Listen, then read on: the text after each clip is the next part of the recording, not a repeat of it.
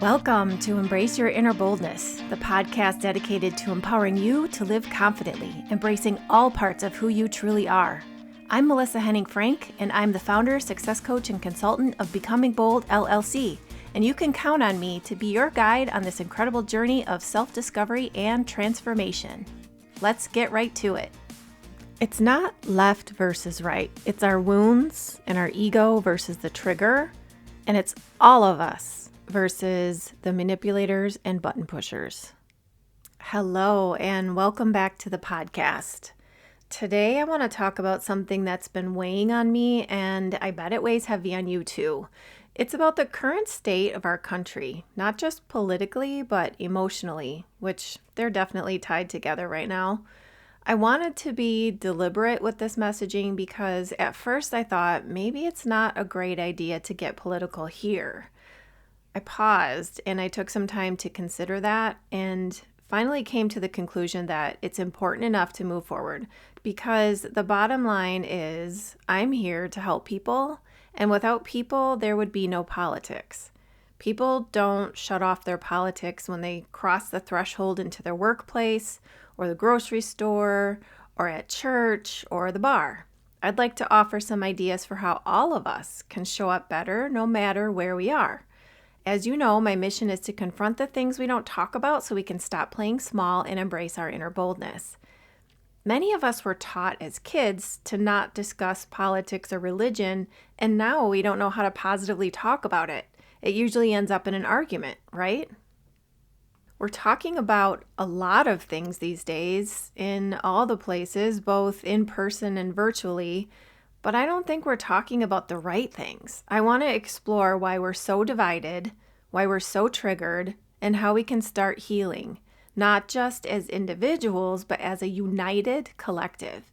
Because here's the thing, emotions are a nonpartisan issue. We've all got them. And right now, we're all feeling kind of unsettled, kind of bothered, triggered by what the other side is doing or saying. But what if it's deeper than politics?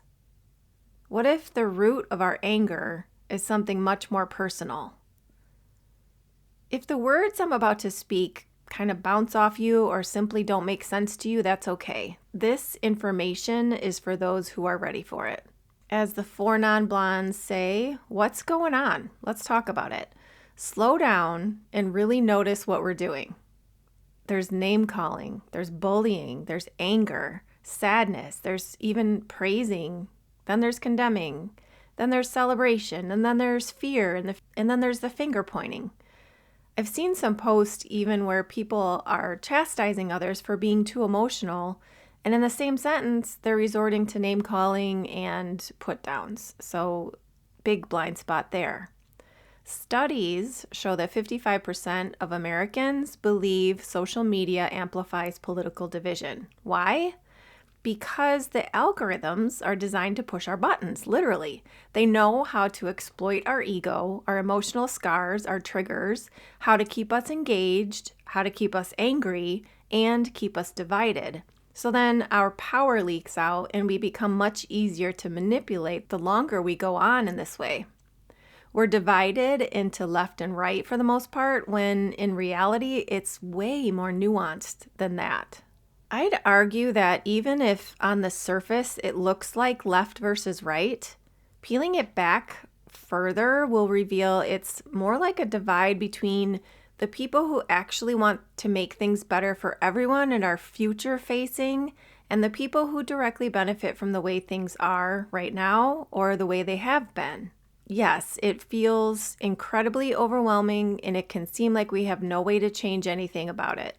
So it's in those moments where it would be super beneficial for us to use our time to start looking at ourselves and realizing that even if we can't fix what's happening outside of us, we can do some amazing work on ourselves, which in turn impacts everyone. If more of us are doing the internal work, really digging deep into our own issues, that's when things start to change for the better all the way around. I have this crazy theory that when we can remove the distractions of our automatic thoughts and our subconscious motivations, we can see much more clearly. Our ability to discern increases, meaning we're able to critically separate party lines and finally look at things from a higher perspective. Imagine if we could arrive at a point where we're appointing leaders who have all of our best interests in mind. Imagine if we could arrive at a point where inappropriate and harmful behavior is addressed and people are held aptly accountable no matter what. What if, instead of retorting with an argument of, where was the outrage when the other guy did this or that, we can say, you know what, that was wrong, and then we hold people equally accountable. Before you get stuck on this theory and shake your head and argue that it's impossible to get to that point and it's a pipe dream, please understand that we have so much more power than we tend to give ourselves credit for, and it's only impossible for those who are not willing to try. That said, I agree, it feels like a huge undertaking, so this episode is here to address what we can all do today as individuals to help start making things better when it feels like the ideal state for the collective is unattainable. So here we go. I'm a big fan of what ifs and curious questions, so buckle up, Buttercup. What if each of us are being impacted emotionally by what we've experienced in our lifetime? Every single person you know, your family, your friends, your social media connections, every single one has been through something that probably could have or did bring them to the ground in a mess of tears. Each of us walks around with a metaphorical backpack full of years and decades of emotions, good, bad, and neutral. The person you see in front of your face isn't the person that they truly are because you can't see what's in their backpack. They might not even realize that they're wearing this backpack, and it might be incredibly heavy. What if our longings, our pains, and our wounds are making our decisions about what's right, what's wrong, what's good, what's bad, what's stupid, what's smart? What if it's true that the things that have hurt us in the past are the things that are coming to the surface now, and we're reflecting and projecting those buried emotions onto our external world, onto our leaders, our families, and our friends? What if those buried emotions and unhealed wounds are impacting what we can see and what we can't see? What if our blind spots are just obscenely huge right now? Think about this. Why do some people really seem to like fighting and arguing? They like to bait people with their posts and their statements. When I see this, it makes me wonder, what could be missing inside of them? What emptiness are they trying to fill? What buried deep argument are they unconsciously trying to bring to a close? You can tell when someone is intending to provoke a fight, and it's for a reason. What if it's those things we've pushed down and don't talk about? Those things we feel shame around, those moments from our life where our power was taken away that impact the way we lean today? What if it's our buried emotions and unhealed wounds driving us to pick one side because one side somehow makes us feel more protected, validated, more loved, makes us feel safer, stronger, makes us feel healthier, better, more accepted, and closer to being healed than the other side does? How freaking weird is it that there are only two sides in the first place? We have big problems, and it's not left versus right. It's our ego and our emotional scars versus the trigger, and it's all of us together in unity and understanding of the big picture grand scheme of things against the system that knows we can be manipulated because of our wounds and the system that knows exactly how to push our buttons. Next up, let's talk about humanity and the manipulation of dehumanization. Making people seem less human is one form of manipulation. Lumping people into massively sized groups allows us to water down the humanity of our brothers and sisters. Stop playing this seriously messed up game of left versus right. Our humanity is much more nuanced than splitting them into two pieces. Stop making people who are different from you the enemy. Start acknowledging your true opponent, the true root cause issue that's fueling this chaos. It's not the libs. And it's not MAGA, and it's not the immigrants, and it's not the LGBTQs. Those are the labels that manipulate us to hate and discriminate against each other so we don't stand up together and fight against the system. Those labels and those poisonous words blanketed over groups of people harm our ability to truly see people, humans, moms, dads, brothers, sisters, kids, babies. We would win if we actually did see each other fully, seeing people as individuals versus their labels, and those benefiting from the current system are fully aware of that, hence the manipulation. It starts with seeking to understand. So let's bring this closer to home with some examples. Imagine you have a neighbor named Sarah. She's a single mom who grew up in a strict religious household. For her, Republican policies about traditional family values and religious freedoms feel like a lifeline, a way to protect what she holds sacred. But then there's your friend Alex, who's part of the LGBTQ plus community. For Alex, those same policies feel like a direct threat to their identity and safety. Both Sarah and Alex are reacting from a deeply personal place, shaped by their experiences, their wounds, and their fears. Or think about your coworker, James. He's a veteran who struggles with PTSD, and you might not know that about him. For James, the idea of law and order feels like stability, like safety. And then there's Maria, who grew up in a community where systemic racism was a daily reality. For her, the same rhetoric about law and order feels like a reminder of injustice and fear. Both James and Maria are human. Both are shaped by their pasts, and both deserve to be understood.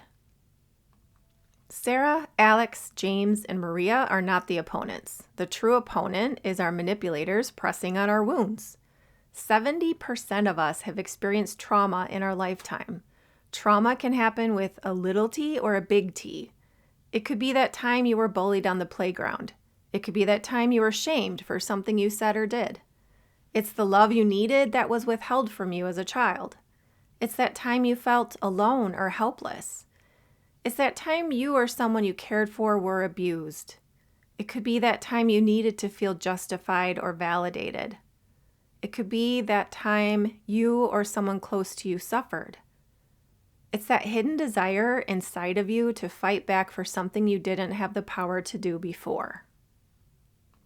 Manipulation is blinding you and blocking you from being able to treat others with empathy and truly see people as individuals and not into these humongous groups that water down our humanity. People you used to care about have become a major irritation to you in some cases, and in some cases you can barely stand to be around many of the people who used to mean a lot to you. Have you really slowed down enough to let that sink in? Something's happening here.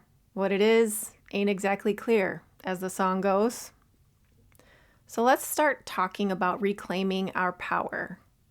If you're still here and listening, thank you.